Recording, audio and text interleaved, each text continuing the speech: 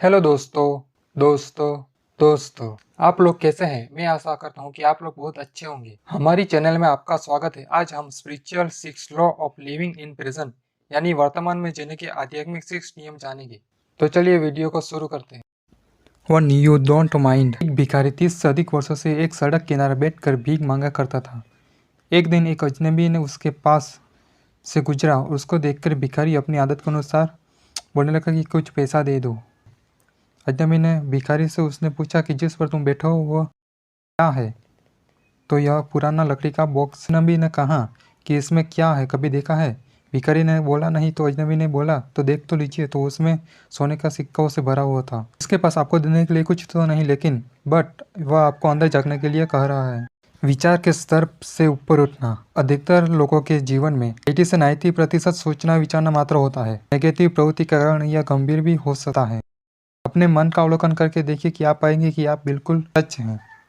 इसके कारण आप अपनी लाइफ बहुत अच्छी हो सकती है। इस प्रकार सोचने विचारने से अगर आप खुद को रोक नहीं पाते तब यह सचमुच रियलिटी बन जाती है। सीधे शब्दों में कहे तो जब आपको यह भी महसूस नहीं हो कि इसे रोकने के लिए किस विकल्प आपके पास है, तब समझिए ये लत बन गई है।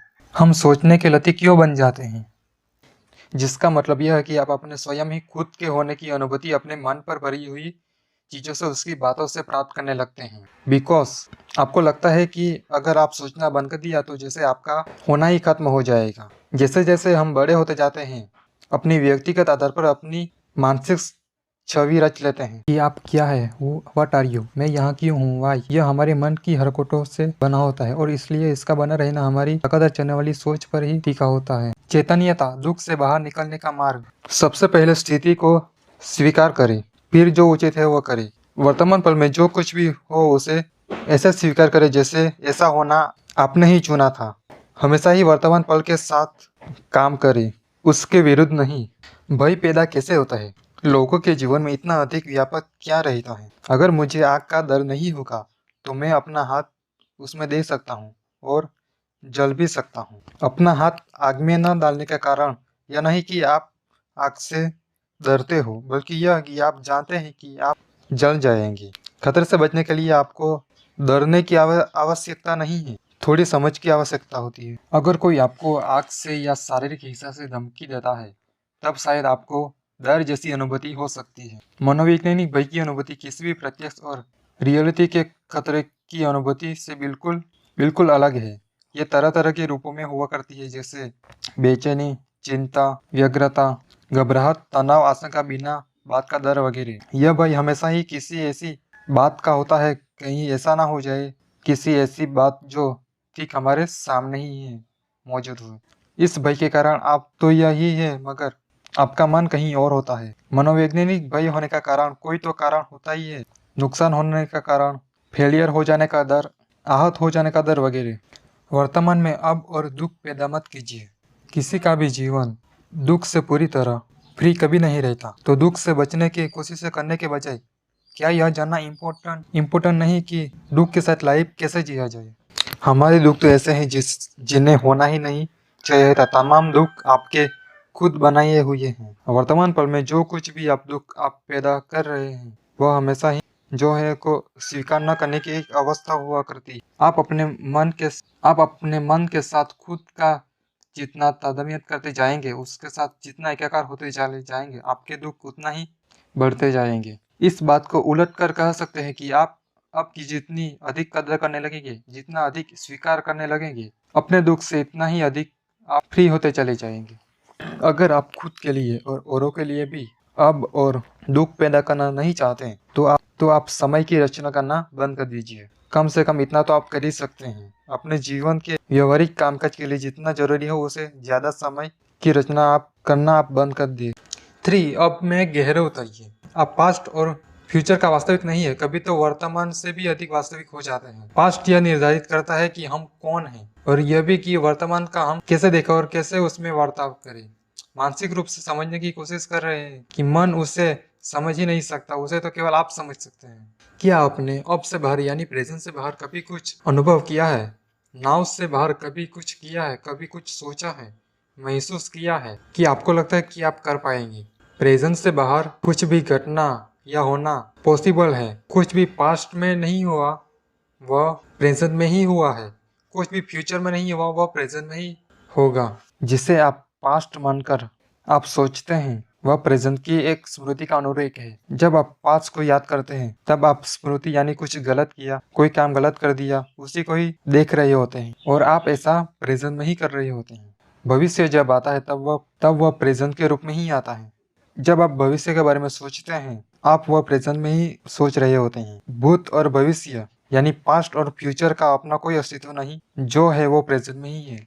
मानसिक समय को अलविदा कीजिए। जीवन के व्यवहारिक पहलू के लिए समय का इस्तेमाल करना सीखिए। समय का मीन्स है केवल किसी के मिलने का या किसी के यात्रा का समय तय करना नहीं, बल्कि इसमें रहना। पास्ट से सबक सीखना ताकि हमने जो गलती की है वो बार बार दोहराते न रहे। कोई लक्ष्य निर्धारित करना और उसके लिए काम करना भी इसमें शामिल रहता है।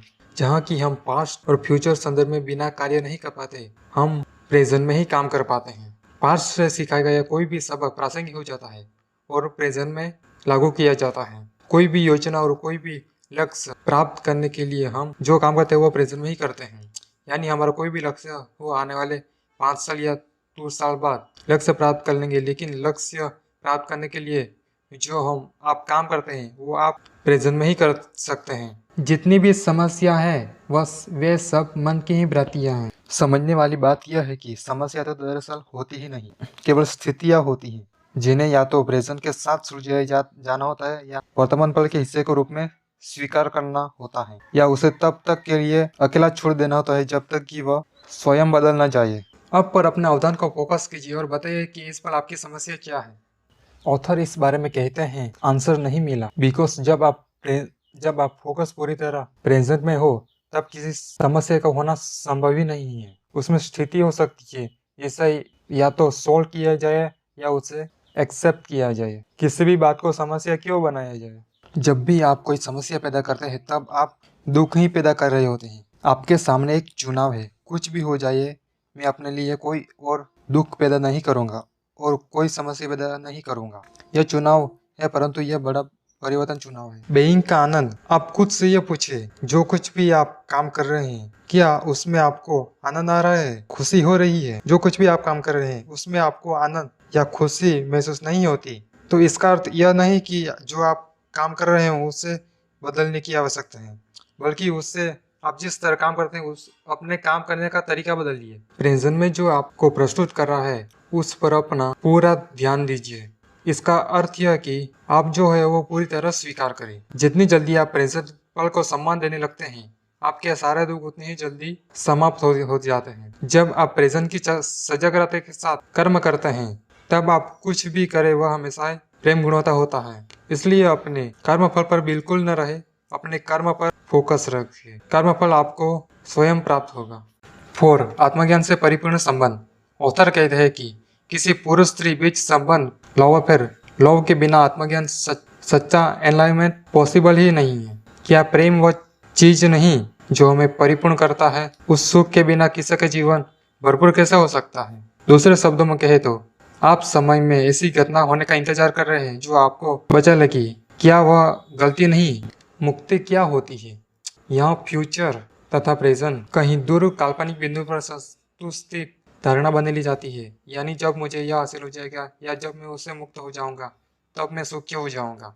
यही अवचेतन धारणा जो कि भविष्य में मुक्ति होने के हमारे अंदर भ्रम रच देती है। मुक्ति वो होती है जो शांतिपूर्ण भरपूर जीवन वो होना जो आप है। अपने अंदर वे गुण अनुभव करो जो दुख नहीं यानी खुशी है, जो अपने अंदर से खुश है, किसी बाहर चीज या देखकर खुशी नहीं है। मुक्ति किसी गुजरती हुई है अनुभव की तरह महसूस नहीं की जाती, वो तो प्रेजेंट की तरह अनुभव की जाती है। असल मुक्ति वो होती है स्वयं को जानना, स्वतंत्र होने की एक अवस्था है, यानी भय से, दुख से, अभाव और असमता की सोच की अवस्था से। हमें किसी दूसरे का चस्का लगाना ही क्यों चाहिए? एग्जाम्पल, आपका साथी कुछ इस तरह का बिहेवियर करने लगे कि आपकी आवश्यक बल्कि आपके इच्छाओं को पूरा नहीं करता, तब भय और दुख और अभाव जो कि चेतना के अंतर्गत होते हैं, लेकिन प्रेम संबंध ध्वंस दिए गए होते हैं।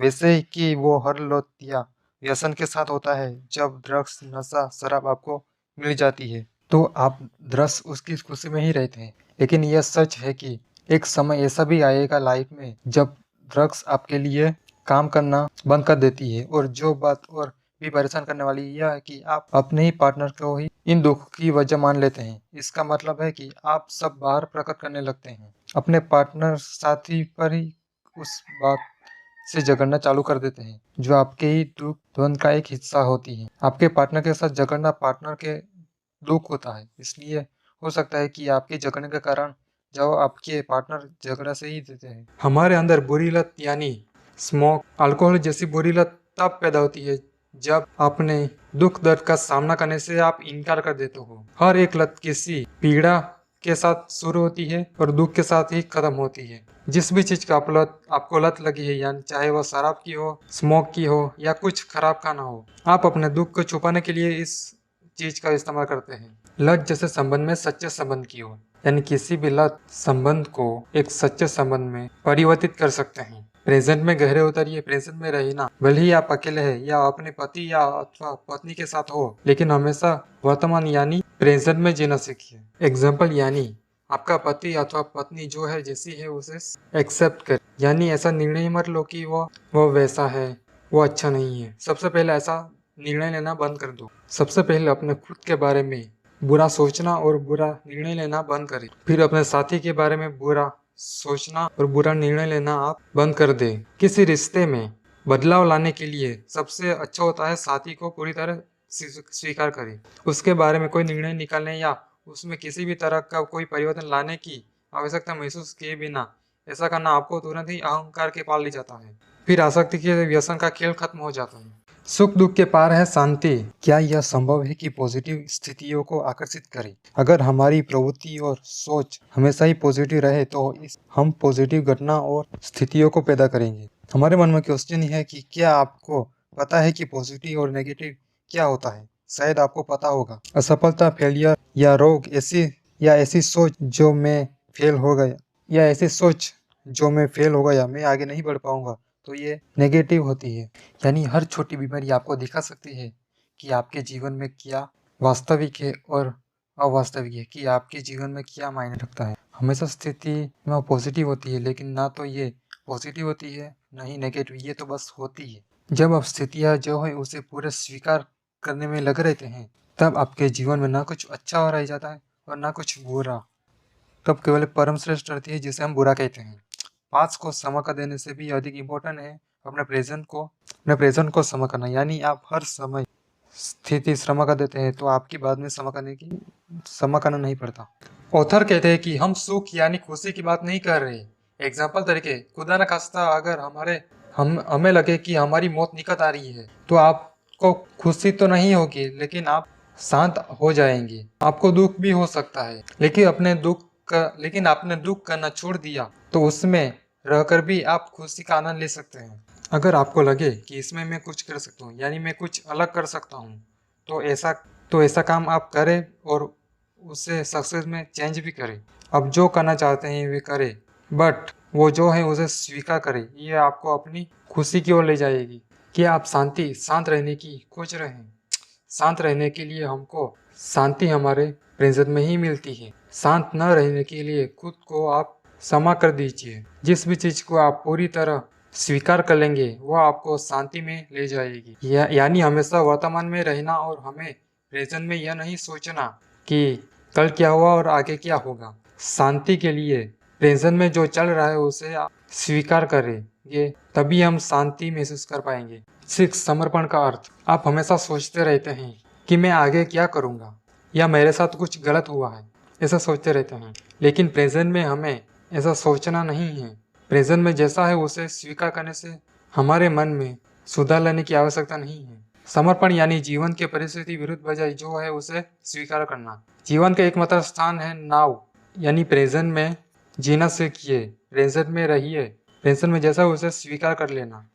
एग्जाम्पल यानी अगर आप यह सोच रहे हैं कि आपका कोई गोल होगा कि आप बिजनेसमैन यानी कोई लक्ष्य हासिल करना चाहते हैं, तो आपको अपने प्रेजेंट में यह नहीं हर दिन सोचते रहना कि मैं एक दिन लक्ष्य हासिल करूंगा या मैं एक बड़ा बिजनेसमैन बनूंगा। आपको नाम यानी प्रेजेंट में यह जो जैसी स्थिति है उसे स्वीकार करना। अगर आप लक्ष्य तक पहुंचना चाहते हैं तो वर्तमान में यानी प्रेजेंट में वो काम करना जो आपको लक्ष्य की तरफ आगे बढ़ाए और जो है उसे स्वीकार करना। हेलो गाइस, हमने द पावर ऑफ नाउ की बुक से 6 नियम बताइए। अगर आपको वीडियो पसंद आए तो लाइक, शेयर एंड कमेंट कर देना और चैनल को सब्सक्राइब कर देना।